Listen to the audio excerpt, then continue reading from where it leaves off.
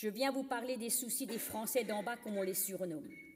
Cette galère, misère que je côtoie chaque jour et qui, par la bonne volonté, pourrait être éradiquée à jamais par de simples mesures humaines et fraternelles. Une des mesures serait bien évidemment de remettre l'humain dans sa globalité.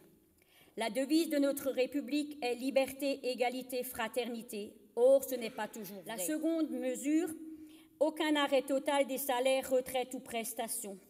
Quand je vous parle de prestations, ça peut être allocation chômage, ASS, maladie, handicap, RSA, activité, logement, enfin tout ce qui peut être inimaginable, mais devrait absolument en aucun cas être arrêté. La troisième mesure, le logement. Il faudrait obliger les bailleurs à louer leur logement en leur donnant des garanties sur le loyer. J'entends par là le versement direct des aides au logement. Une des quatrièmes mesures, ce serait de revoir enfin le 33 1/3 afin d'accéder à la propriété. Ce fameux 33 1/3 désigne tout simplement un tiers du salaire qui doit être versé pour le remboursement de l'achat. Au-delà de ce socle, aucun prêt n'est possible. Une des mesures qui me tient à cœur, revoir les trop-perçus, CAF, Pôle emploi. Il faut minimiser leur mensualité de remboursement car les personnes sont bien souvent déjà dans la misère.